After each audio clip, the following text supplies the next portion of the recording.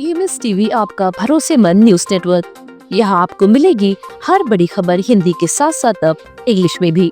National, international और मध्य प्रदेश की हर बड़ी खबर लाइक करें, सब्सक्राइब करें और ज्यादा से ज्यादा शेयर करें और बने रहें हर बड़ी खबर के साथ। EMS TV, English first and fast. नमस्कार, आप देख रहे हैं जबलपुर एक्सप्रेस और मैं हूं आपके साथ कंचन। आई नजर डालते हैं जबलपुर की कुछ खास खबरों पर और सबसे पहले बात करते हैं आज की न्यूज हेडलाइंस की।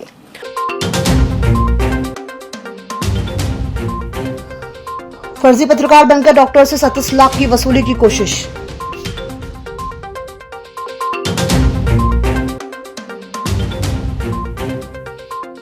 पनागर में अतिक्रमण पर चला बुलडोजर, सड़क चौड़ीकरण के लिए प्रशासन सख्त।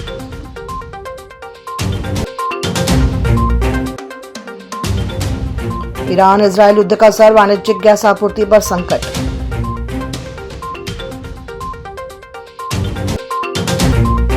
आइए अब बढ़ते हैं खबरों की ओर। जबलपुर में खुद को वंदे भारत का पत्रकार और कई संगठनों का अध्यक्ष बताने वाले प्रवीण सिंह द्वारा डॉक्टर अमित खरे को ब्लैकमेल करने का मामला सामने आया है। आरोपी ने व्हाट्सएप कॉल कर डॉक्टर को धारा 376 के फर्जी केस में फंसाने की धमकी दी और सेटलमेंट के नाम पर 37 लाख रुपए की मांग की। डॉक्टर अमित खरे ने समझदारी दिखाते हुए पुलिस को सूचना दी और रकम तय करने का नाटक किया।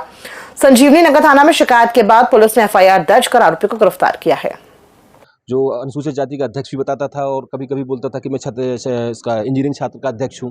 मेरे पास व्हाट्सएप कॉल से उसने कॉल किया कि आपके ऊपर डॉक्टर साहब एक 376 की कायमी होने वाली है, उसको बचा लो। तो मैंने बोला कि ऐसे 376 की कायमी, मैंने कहा हवा में थोड़ी हो जाएगी, कोई लड़की तो होगी जो मेरे खिलाफ आ रही होगी। बोले लड़की नागपुर से भी आ सकती है, लड़की छत्तीसगढ़ से भी आ सकती है, लड़की मंडला से भी। मैंने कहाँ से लड़की आएगी। उसका कहना ये था कि स्कैंडल है, ये हमारे द्वारा रचा जा रहा है।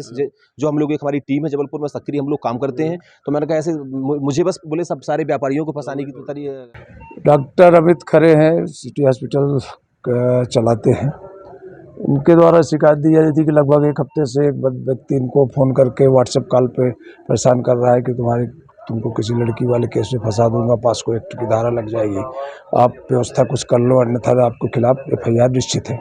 इस बात से ये कंटिन्यू से संपर्क हो रहा, बातचीत करते रहा और 35 लाख रुपए की डिमांड किया। इसके बाद 25 लाख, 10 लाख, 8 लाख में फाइनल इनका ये हुआ कि 8 लाख से ज़्यादा नहीं दे पाऊंगा। फिर ये शिकायत किया, इसकी शिकायत फिर से अभी हम लोग FIR किए हैं। पनागर में सड़क चौड़ीकरण को लेकर प्रशासन अतिक्रमण हटाओ अभियान तेज कर दिया है। नगर परिषद, राजस्व विभाग और प्रशासनिक अधिकारियों की संयुक्त टीम ने मुख्य मार्ग पर बने अवैध कब्जों को हटाने की कार्यवाही की। अधिकारियों के अनुसार पहले ही संबंधित लोगों को नोटिस जारी कर अतिक्रमण हटाने के निर्देश दिए गए थे। प्रशासन ने साफ कहा है कि जनहित में चल रहे इस अभियान में दोबारा अतिक्रमण बर्दाश्त नहीं किया जाएगा। हाँ, शासन के निर्देशानुसार वर्तमान में पनागर में सड़क चौड़ीकरण का कार्य होना है। इसके अंतर्गत नगर परिषद के माध्यम से सभी को नोटिस दिए गए थे। आज नगर परिषद की पूरी टीम और रेवेन्यू की पूरी टीम और हमारे एग्जीक्यूटिव मजिस्ट्रेट सब लोगों के द्वारा मिलकर यहाँ पर जिन लोगों के द्वारा आगे की ओर दुकानें बढ़ाई गई थी उनके कब्जे हटाने का कार्य हम लोगों ने चालू किया। इसमें पनागर में सड़क चौड़ीकरण का कार्य किया जा रहा है और नगर परिषद पनागर के द्वारा इस संबंध में जिनके द्वारा अतिक्रमण किया गया तो उनमें नोटिस जारी किए गए थे, परंतु उनके द्वारा स्वयं अतिक्रमण न हटाए जाने से आज प्रशासनिक अधिकारी, नगर परिषद के अधिकारी और पुलिस की उपस्थिति में ये अतिक्रमण हटाने की कार्रवाई शुरू की गई है। ये अतिक्रमण की कार्रवाई जो की गई है ये संपूर्ण रूप से हटाए जाने के उपरांत ये कार्रवाई समाप्त होगी।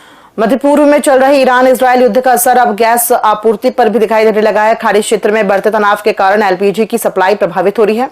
जानकारी देते हुए अरिहंत होटल के संचालक ने बताया कि पहले केवल वाणिज्यिक गैस की कीमतों में बढ़ोतरी हुई थी, लेकिन अब इसकी आपूर्ति भी प्रभावित होने लगी है। अधिकांश होटलों के पास 2 से 3 दिन का ही गैस स्टॉक रहता है। ऐसे में सप्लाई बंद होने से होटल कारोबार पर संकट खड़ा हो सकता है। अगर जल्द आपूर्ति बहाल नहीं हुई तो कई होटल बंद होने की स्थिति में आ सकते हैं।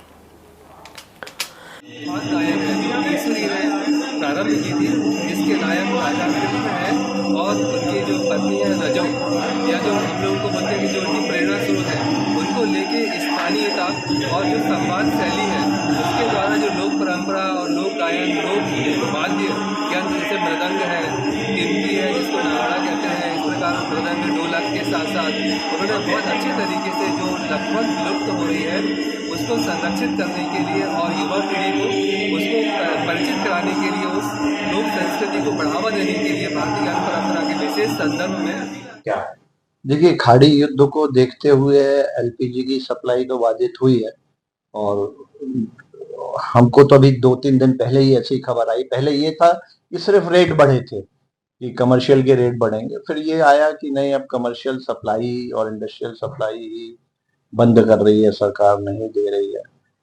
तो अब किसी भी होटल के पास 2-3 दिन के ईंधन की व्यवस्था होती है, इससे ज्यादा तो हम स्टोर कर भी नहीं सकते हैं। तो निश्चित रूप से इससे जो है ये क्राइसिस से हमारी होटल्स की बंद होने की कगार रहेगी अगर और कुछ दिन ये चलता है ऐसा ही, और सरकार इस पे कोई निर्णय नहीं लेती है कि होटल्स को वो सप्लाई कैसे देगी। शासकीय कौशल महाविद्यालय कॉलेज ऑफ एक्सीलेंस में फाग उत्सव के तहत पारंपरिक फाग गायन कार्यक्रम का आयोजन किया गया। कार्यक्रम में बुंदेलखंड के प्रसिद्ध लोक कवि इसूरी की रचनाओं पर आधारित फाग गीतों की प्रस्तुति दी गई। ढोलक, मृदंग और टिमकी की थाप पर कलाकारों ने इसूरी और रजऊ के संवादों को रोचक अंदाज में प्रस्तुत किया। प्राचार्य प्रोफेसर एल.के. दुबे ने बताया कि ऐसे आयोजन लोक संस्कृति को सहेजने और युवाओं को परंपराओं से जोड़ने में महत्वपूर्ण भूमिका निभाते हैं।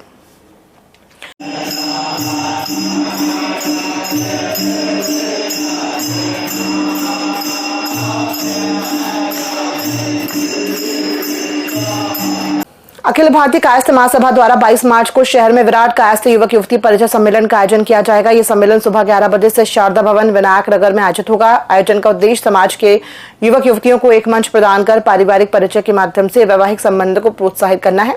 कार्यक्रम में समाज के वरिष्ठ पदाधिकारी, अभिभावक और बड़ी संख्या में युवक युवतियों के शामिल होने की उम्मीद है।